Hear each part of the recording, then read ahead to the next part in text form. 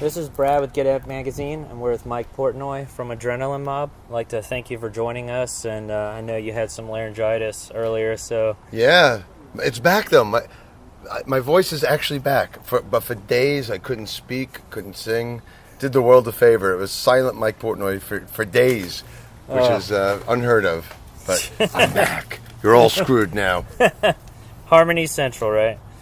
Well, I guess first off, how did you get involved with Adrenaline Mob?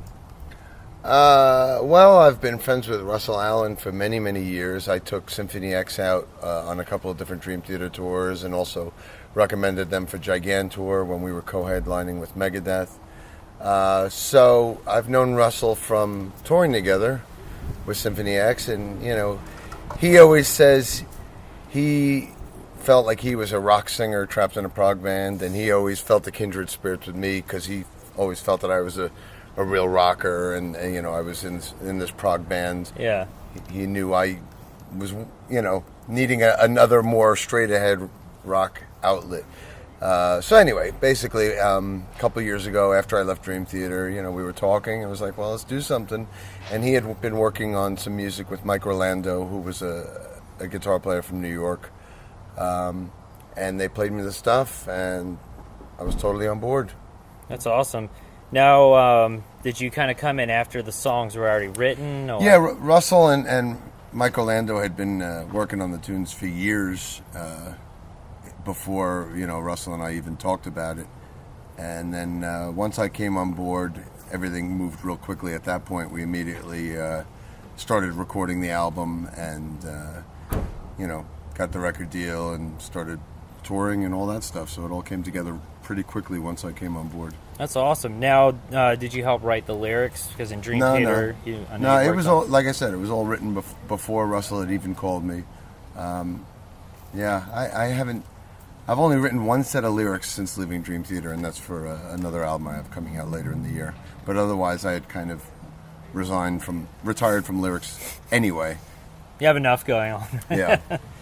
Now, I noticed when I listened to the record that the solo sections, like the guitar solos, they're very locked rhythmically with the drums. Do you guys work that out ahead of time, or you kind of work your parts around his solos? Or Well, I in this particular case, because the music was written already, I worked my drums around the music, not so much the solos, because in a lot of cases the solos came after the drums. So it's kind of like, in this case, music, then the drums, then the solos. So I worked around the music, the solos kind of worked around me, but it's different for each album I do. I mean, that's just this particular album. But every album I do has a different formula and a different way of writing and a different way of recording.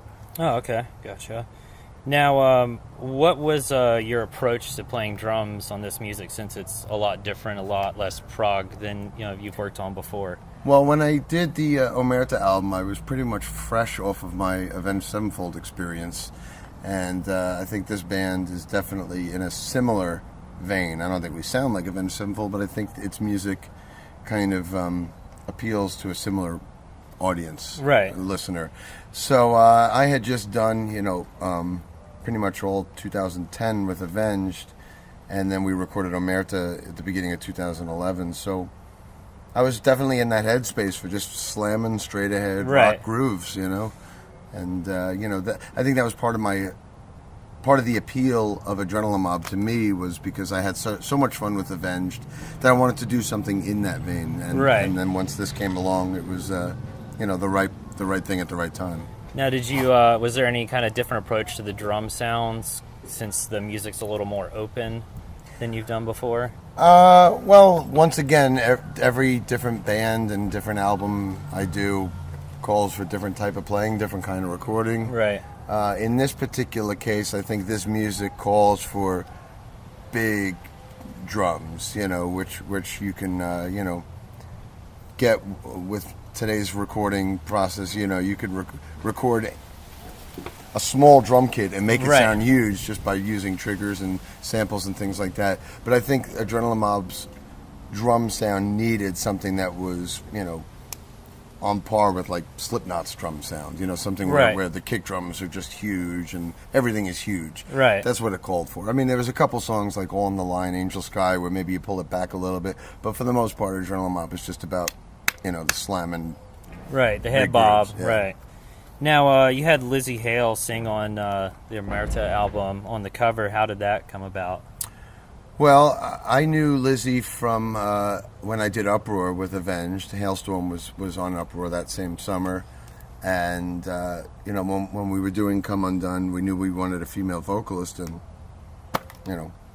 it was a no-brainer. Right, yeah. I called up Lizzie, and she was immediately on board. Without even hearing the band, without even hearing the song, she just was kind enough to respond to wanting to do something with me. So, it worked out really nice, and she killed it. I mean, she's got one of the greatest voices out there, so it was an honor to have her on the track. That's awesome. And we're actually going to go do some shows in South America in June with Hailstorm and Adrenaline Mob. She is takes a lot of guts to start a show off a cappella, But I was going to ask you too, was it hard to narrow down the songs for the covers EP you just released?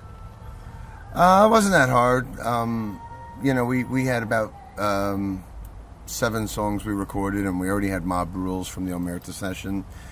There were a couple songs that were already in our live show, like Stand Up and Shout, High Wire, and Mob Rules.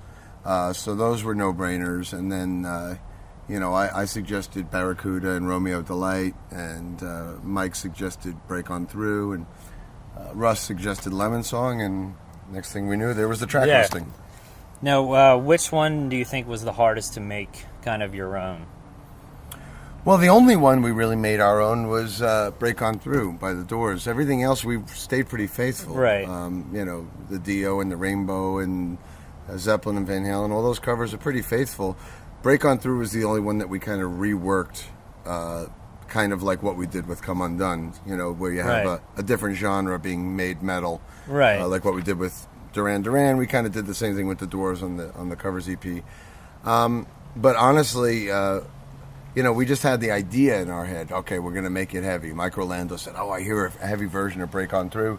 And we never even rehearsed it or worked on it or did the arrangement. Basically, me and Mike just started jamming, hit record, that was my drum track, in one take. That's awesome. Yeah. Now, you've been with the same companies for a long time as far as endorsers. What kind of Tama kit are you using with Adrenaline Mob? On this tour, and also the Adrenaline Mob tour last summer, it's my acrylic, my big double bass acrylic kit. Same kit I used with Avenged Sevenfold in America as well. And it's made up of the shells that I had on Dream Theater's Chaos in Motion tour in 2007 and 2008 as well. So it's my Tama Star Classic Mirage kit, the clear kit. Cool. Now, with you obviously use a wide variety of cymbals. Are you using any of the new Sabian Player's Choice? Well, I was a part of that campaign for Sabian in terms of trying out the prototypes and doing the whole cymbal vote campaign.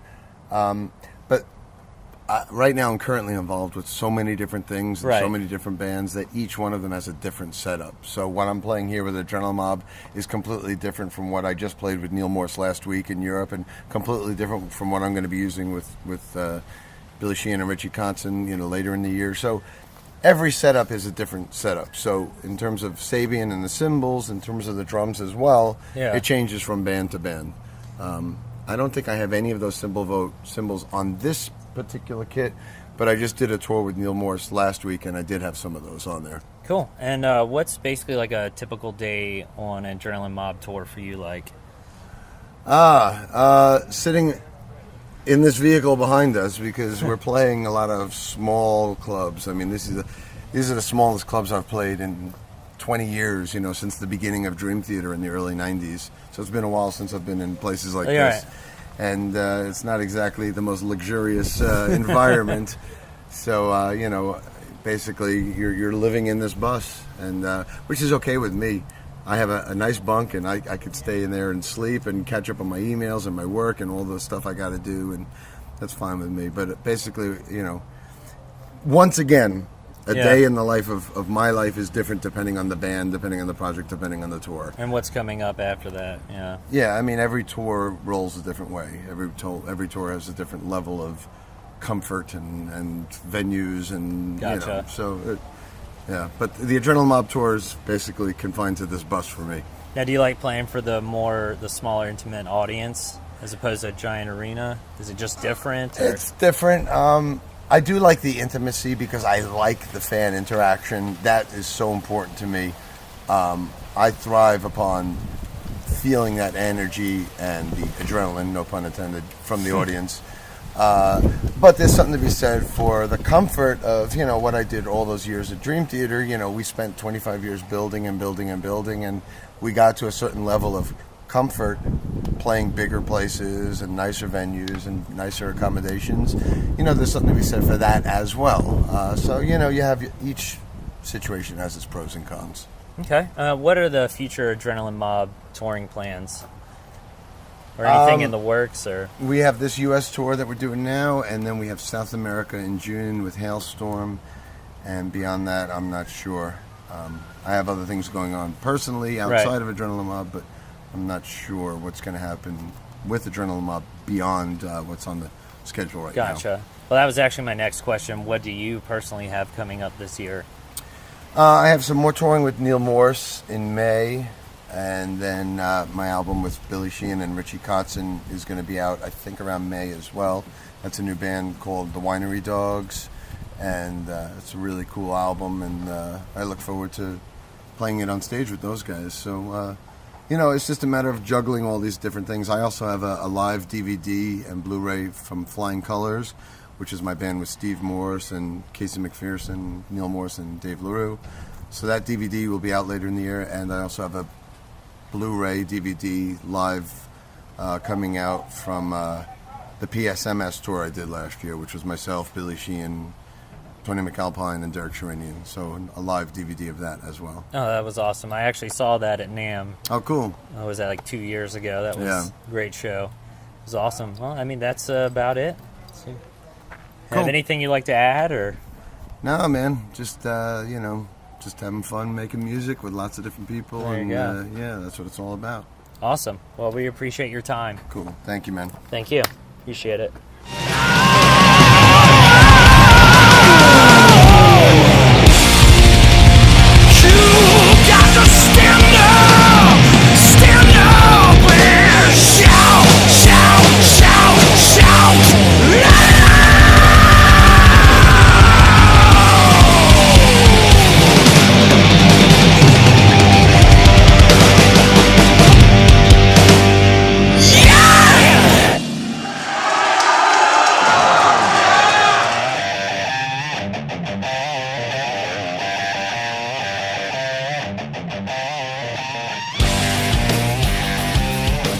What's up? This is Mike Portnoy, and what gets you amped?